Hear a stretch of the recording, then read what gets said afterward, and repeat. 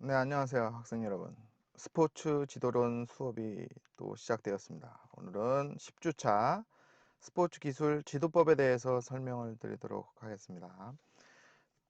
오늘 이제 뭐 여러 가지 스포츠 기술을 우리 운동 기술인 거죠. 이거를 선수들한테 가르쳐 줄 때 어떤 방식으로 가르치는 것이 좋을까? 요거에 대한 이제 교재에 있는 내용을 간략하게 설명을 드리도록 하겠습니다. 내용이 여러분들한테 쓸모 있는 내용은 그렇게 뭐 크게 많지는 않고 그래서 간단하게 끝낼 수 있을 것 같아요. 이번 주는. 자, 한번 시작해 볼까요? 자, 먼저 스포츠 기술의 이제 학습을 어떻게 하는가 이렇게 되어 있는데 요거는 이제 크게 중요치 않으니까 일단은 인지적인 청사진이라는 게 뭐냐 그러면은 뭐 머릿속에 우리가 뭔가를 배울 때 어, 우리는 설계도로 하나하나 무슨 동작 이런 것들 구체적으로 어, 기억하고 이거를 이제 하나의 설계 도면처럼 음, 하나의 동작 자세 뭐 이런 구분으로 다 해가지고 이거를 집어넣는다는 거예요. 그런데 요게 이제 뭐 농구의 슛 동작이다 뭐 이러면은 자유투 슛 그러면 그거를 하나의 도면으로 다 집어넣는 거죠. 근데 어떤 다양한 운동 동작들이 있는데 그거를 우리가 하나씩 하나씩 정교하게 설계 도면으로 머릿속에 기억을 하고 있느냐 그렇게 놓고 봤을 때 이거는 어 실제로는 그렇지 않기 때문에 아주 간단한 동작 짧은 거 요런 거는 그대로 기억을 할 수 있지만 뭐 농구 경기 자체에서 얼마나 그런 다양한 동작들이 나올 수 있겠어요? 그거를 다 설계 도면으로 집어넣을 수는 없다라는 것이죠. 청사진으로. 그런데 왜냐하면 이 청사진 설계도 이런 말이 두 개가 같이 들어가 있는 게 이제 영어로 블루프린트를 어, 이렇게 번역하다 보니까 이렇게 된 거예요.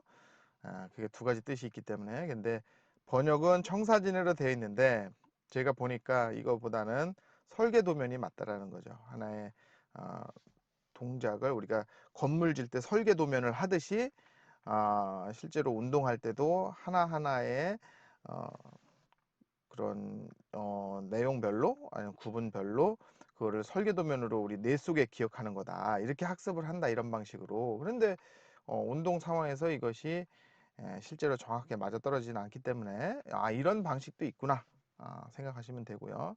법칙의 추상화라는 거는 이제 이런 것을 하나하나 할 때 그런 우리가 뭐 농구를 이렇게 자유투를 한다 그랬을 때 이거는 자유투라는 생각을 이제 하나 하고 어느 정도는 이제 집어넣어 놓고 그 다음에는 추상적인 생각으로 대략적으로 이렇게 할 수 있을 것이다 이런 생각을 추상적인 거를 여기다 가미시킨 거죠. 그래서 운동을 우리가 이런 설계도면의 도 그런 방식도 있지만 그거 말고 좀 추상적으로 하는 게 조금 더 우리가 실제적인어로 하는 거에 가깝다 이렇게 보시면 되고요. 그리고 이런 거는 이제 구분 이렇게 되어 있는 것이 이제 전체적으로 운동 속에서는 하나의 쭉 하나의 파노라마처럼 갖다가 연결적으로 만들어지는 것이죠. 그래서 법칙 추상화가 이제 전체적으로 요런 하나하나가 통합적으로 이제 다 연결돼 가지고 운동으로 전환돼서 우리가 학습을 하게 된다. 그러니까 어 다양한 동작들이 뭐 짧은 것들은 설계도면처럼 되어 있지만 좀 더 복잡한 것들은 우리가 어 시작 단계에서 요거는 농구라면은 뭐 드리블 있고 패스 있고 뭐 레이업 슛 같은 것도 있고 동작 어떤 슛이 있고 뭐 다 종류별로 다른 것들이 어느 정도는 세부적으로 돼 있고 어느 정도는 추상적으로 돼 있고 이것이 각각 상황에 맞게 이제 전체적으로 머릿속에서 잘 돌아가는 것이죠. 그래서 운동 프로그램화 되는 거. 우리가 스포츠 기술이 이렇게 학습하게 되고 또 머릿속에 기억되게 된다. 이렇게 생각하시면 됩니다. 우리는 학습을 통해서 기억되는 것이죠. learning 이렇게 되는 겁니다. 그런데 실제로 이제 심리학적으로 봤을 때 학습은 어떻게 진행되느냐 세 단계로 구분할 수 있다라는 거예요. 먼저 1단계에 이제 인지 단계가 있고 그 다음 단계로 연습 단계, 세 번째로 자동화 단계다. 이게 스포츠에서 되게 중요한 3단계죠. 그래서 먼저 우리가 뭐를 해야 될 때 머릿속에다가 이렇게 해야 되는구나. 처음 배울 때 뭐 우리가 잘 모르잖아요. 그때 뭐 자전거를 배운다. 그럼 어떻게 할까요? 자전거를 어떻게 타는지 자전거를 요렇게 하면서 누군가 알려주죠. 처음에 자전거 타는 거 전체적으로 저렇게 자전거를 타는구나. 그럼 너 자전거 타려면은 처음에 핸들은 어떻게 잡고 다리는 어떻게 갖다 놓고 뭐 이런 것들을 이제 해주는 거죠. 그러면 이렇게 하면 이게 돼라고 알려주는 거예요. 엄마 아빠가 이런 걸 알려주죠. 친구들한테 배울 수도 있고요.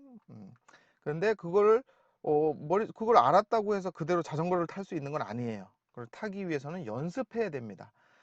계속 끝없이 하면서 넘어지고 실패. 그래서 계속 하다가 어느 순간 딱 성공해야 되죠. 와, 성공했다. 되게 좋아요. 쭉 가다가 또 어느 순간 가다가 또 넘어지죠. 근데 그거를 연습을 계속 하다 보면은 여러분들 지금 자전거를 못 타는 친구들은 거의 없겠죠. 그러면은 그 자전거를 넘어지지 않고 계속 탈 수 있는 자동화 단계가 되는 거예요. 근데 인지 단계에서 바로 자동화 단계로 갈 수 없다라는 거예요. 되게 중요한 요소는 우리 몸이 그렇게 되어 있어요. 뭐냐면은 이게 신경이 발달해야 되는 거잖아요. 머릿속에 먼저 인지를 해야 되고 저게 뭔지 어, 알아야 될 거 아니에요. 그럼 알아야 되고 그 다음에 연습을 해서 내 몸에 장착을 해야 되잖아요. 그렇죠? 그래서 나중에는 자동화 단계로 넘어간다. 모든 운동이 우리가 스포츠 현장 뭐 상황에서 운동 수행 퍼포먼스를 보여주기 위해서는 결국에는 자동화 단계까지 만들어 놓지 않고서는 결국에는 어, 실질적인 스포츠 게임까지 넘어갈 수가 없다. 그래서 여러분들이 누군가를 지도하기 위해서는 지도자로서 이거를 처음에 인지시켜야 되고 학생들한테 그 다음에 연습을 시켜야 되고 선수들이죠 선수들한테 그 다음에 연습을 얼마만큼 시켜야 돼요? 자동화 단계까지 시켜야 되는 거예요. 그게 훈련인 거죠 연습이. 그래서 학습의 3단계가 있는데 요거는 이제 좀 더 구체적으로 스포츠를 지도할 때는 이제 4단계로 이렇게 해주시면 됩니다. 처음에 운동 기술이 있으면 그거를 소개해 주는 거예요. 이거는 이렇고 저렇고 운동 기술이 자유투를 할 때는 공을 이렇게 해서 저 링에다가 쑥 던져서 집어넣는 거야. 근데 어떻게 넣으면 더 잘 넣을 수 있어. 그냥 마구잡이로 막 던진다고 막 던져도 들어가죠. 그렇지만 더 잘 넣기 위한 기술을 소개시켜 주고요. 그 다음에 자 이렇게 하는 거야. 설명을 해주죠. 이렇게 해서 좀 더 자세하게 더 잘 설명을 해주고요. 그 다음에 3단계에서는 연습을 시키는 거죠. 선수들한테 자 이렇게 해서 자유투를 어느 거리에서 어떻게 이렇게 저렇게 해보자. 여기서 몇 번을 던져보자. 그럼 던져보죠. 아니면 이제 대형을 갖춰서 몇 명이 선수들이 여러 명이 팀이 있으니까 뭐 한 개씩 던질 거냐, 한 명이 두 개씩 던질 거냐, 세 개씩 던질 거냐, 돌아가면서 던질 거냐, 위치를 다 여럿이서 한 번에 동시에 던질 거냐, 뭐 이런 거 가지고 잘 설계를 해서 선수들한테 연습을 시켜야 됩니다. 연습. 그 다음에 마지막으로 이제 계속 연습 막 한다고 되는 게 아니라 피드백을 통해서 오류를 계속 수정해야 되죠. 수정을 하면서 자동화 단계로 갈 때 계속 점점 더 오류가 없는 자동화로 가주는 게 더 좋겠죠. 네, 그래서 스포츠 기술법을 이렇게 1단계부터 4단계까지 있다는 거를 알아두시고 인간이 원래 그렇게 학습해 가는 거기 때문에 뇌신경부터 전체적인 신경, 운동신경이 발달하는 말초신경까지 전체적으로 발달하는 그것들을 우리는 훈련시켜야 되는 거죠 선수들한테. 그래서 스포츠가 뭐 우리가 하루아침에 되는 게 아니라 훌륭한 지도자로부터 훌륭한 선수들이 나올 수 있는 것이죠. 그다음에 그거를 구체적으로 하나씩 보면은 기술을 소개할 때는 어떻게 해야 되느냐 1단계에 팀의 주의를 집중시켜야죠. 그러면 팀의 주의를 집중시키기 위해서는 대응을 어떻게 갖추는 게 좋을 것인가, 지도자랑 선수들이 어떻게 대응을 갖춰 가지고 서로 보게 해주는 게 좋을까. 예.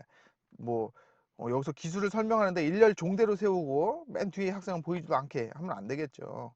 지도자를 놓고 이렇게 둥글게 보게 하고 또 뭐 축구 같은 경우 이렇게 있을 때 지도를 하는데 농구 같은 거는 체육관에서 다른 사람들이 없을 수가 있는데 실제로 축구 같은 경우에는 주변에 사람이 많이 돌아다니는 사람, 뭐 지나다니는 차 이런 게 있을 수 있어요.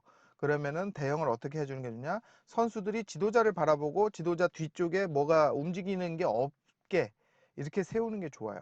그래야 주의를 분산시키지 않고 지도자가 하는 거에 딱 집중할 수 있겠죠. 기술의 명칭을 이제 말해주고 먼저 이거는 무슨 기술이야? 이건 슛이야. 이건 드리블이야. 뭐 이런 것들을 알려주고 이건 게임에서 어떻게 이걸 활용할 수가 있어. 이렇게 설명해주는 그 전체적인 그림 안에서 세부적으로 어떤 것인지를 설명을 해줘야 이게 뭔지 아는 거예요. 그냥 그 기술 하나만 계속 해주면 이게 되게 힘들어져요. 제가 옛날에 골프를 처음 배울 때 7번 아이언을, 그땐 골프를 잘 몰랐으니까 7번 아이언만을 죽으라고 쳤어요. 근데 7번 아이언을 어디다 쓰는지 모르는 거야. 골프채에는 7번 아이언밖에 없는 줄 알았어요. 뭐 학교에 7번 아이언밖에 없고 계속 7번 아이언으로 첫 수업부터 마지막 수업까지 진행이 되니까 결국에는 이거 어떻게 쓰는 거지? 그냥 뭐 열심히만 하는 것에 불과하죠. 나중에 알았어요. 7번 아이언이 이러한 골프채 여러 개 중에 거기에 있는 거였구나. 이런 생각을 하게 되더라고요. 그래서 여러분들이 뭔가를 설명할 때는 전체적인 설명과 그 세부적인 기술이 어떻게 쓰이는지에 대해서 좀 알려주고 가는 게 좋다. 2단계 시범과 설명을 해줘야 돼요. 시범을 보일 때는 선수들이 주목해야 할 중요한 포인트 한두 가지를 설명해 줘야죠. 자, 여기서 시험 볼 때 요거는 요렇게 하면 안 돼. 요거는 요렇게 하는 게 좋아 라고 알려주는 것이죠. 왜 그럴까요? 뭔가 기억에 더 오래 남게 하기 위한 거고, 이게 포인트가 너무 많으면 결국에는 기억을 못 해요. 근데 포인트가 없으면 뭐가 중요한지 몰라요. 그러니까 한두 가지 핵심 포인트만 알려주고 그거를 선수들이 훈련할 수 있게 그렇게 해주면 됩니다. 설명은 최대한 간단하고 간략하게 딱 필요한 내용을 설명을 해야지 아주 쓸데없이 다른 얘기 한참 하고 그거 하나 하면은 그 또한 머릿속에 너무 많은 정보가 들어가기 때문에 정작 익혀야 될 그 설명은 뭔 말인지 모르는 게 되는 거죠. 이런 거 있죠. 뭐 예를 들어서 막 설명하다 보면 예는 문제 기억하는데 실제로 중요한 내용은 기억 못하는 거. 광고에도 그런 거 있죠. 저 광고가 뭔가 인상 깊긴 한데 무슨 광고인지 모르겠어. 그런 거. 설명 내용이 시범과 일치하도록 해야 돼요. 설명한 거가 딱 시범에 맞춰서 가는 거 당연하죠. 시범을 관찰할 준비를 하도록 설명을 하거나 시범 후에 설명을 한다. 그래서 어떤 시범을 보일 때 학생들이 뭐 선수들이 마음의 준비를 이렇게 할 수 있게 그 다음에 설명을 하는 게 좋다. 이런 겁니다. 그다음에 이제 이것도 핵심 부분인데 요거는 전습법과 분습법이라고 있어요. 운동을 뭔가 배우거나 가르칠 때 한 방에 전체를 가르쳐 줄 거냐, 부분 기술로 나누어서 가르쳐 줄 거냐, 이런 것이죠. 어떤 뭐가 지나가는데 어, 뭐가 있을까요? 뭐 운동 슛을 한다. 그러면은 슛을 할 때 1번, 2번, 3번. 자, 1번은 공을 튀겨서 이렇게 올라오는 거야. 공을 잡고 여기까지 1번 자세. 2번 자세는 머리 위로 어떻게 탁 던지는 거야. 2번 자세. 3번 팔로우스루는 어떻게 하는 거야. 라고 이렇게 구분해서 해주는 것이죠. 그래서 그거를 1번, 2번, 3번 동작으로 나누어서 연습을 하고 그 다음에 하나의 전습법으로 그거를 하나로 전체로 묶어서 이제 연습을 하는 것이죠. 샥 리듬감을 줘서 한 방에 하는 거. 근데 아예 처음부터 전습법으로 하는 게 있어요. 뭐 헤딩 공이 날아오는데 헤딩을 하는 거야. 자, 1번, 2번 헤딩을 하는데 그냥 어느 순간 한 방에 탁 이렇게 하는 것이죠. 그런데 이런 보통은 이제 분수법으로 많이 하고 전수법을 섞어서 하는 거죠. 마지막 전수법과 분수법을 섞어서 병행하는 게 이제 거의 다예요. 그런데 어떤 때는 전수법으로 그냥 하는 게 더 좋을 수도 있어요. 너무 분수법을 나눈다고 1, 2, 3, 4, 5, 6, 7, 8 이렇게 크게 한두 개나 세 개의 동작으로 나누어서 분수법으로 하면 될 거를 나눈다고 10개의 동작으로 나누는 거예요. 그러면 오히려 또 제대로 못 배우죠. 그럴 거면은 그냥 시범을 보여주고 전수법으로 하는 방법도 있어요. 자, 이렇게 하는 거야. 실제로 일본에서 그런 실험도 해봤어요. 자, 너무 나눠서 막 가르치는데 이게 정말 효과적인 거냐. 실제로 지도자가 더 많은 정보를 주지 않고 그냥 보여주기만 하는 거예요. 자, 헤딩은 이렇게 하는 거야. 자, 슉 이렇게. 자, 공 던져봐. 슉 이렇게 시범 보이고 끝나는 거예요. 자, 해봐. 그냥 이렇게 하는 거예요. 전수법으로 가는 겁니다. 그랬더니 더 효과가 좋더라. 아시겠죠? 자, 그런데 우리가 보통은 분수법 몇 개의 큰 틀로 나눠서 분수법으로 하고 나중에 전수법으로 통합해서 연습을 하고 이렇게 병행하는 게 가장 일반적이고 효과가 좋다, 이렇게 알아두시면 됩니다.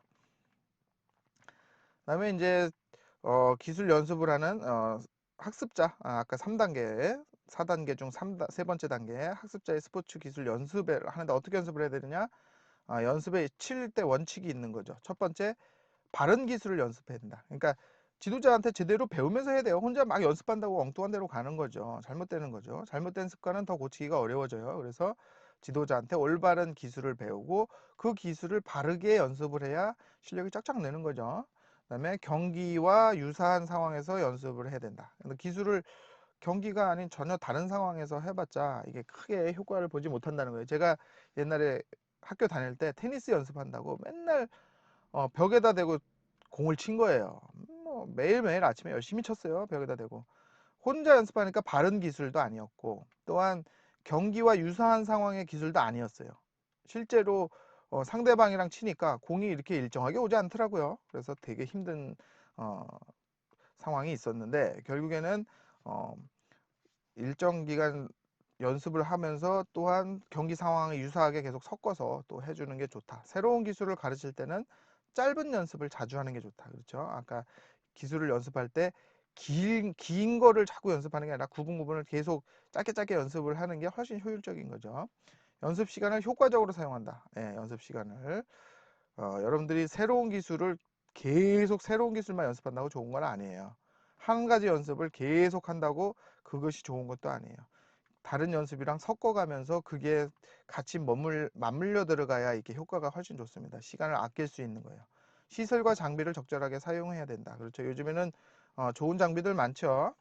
시설도 괜찮은 거, 뭐 시설을 그래서 우리나라 옛날에 축구가 뭐 흙바닥에서 해가지고 실력이 안 좋았다. 그래서 요새 인조잔디, 뭐 자연잔디 이런 거 많이 되죠. 그래서 이런 게 시설을 어떻게 활용하느냐에 따라서 선수들의 퍼포먼스가 달라집니다.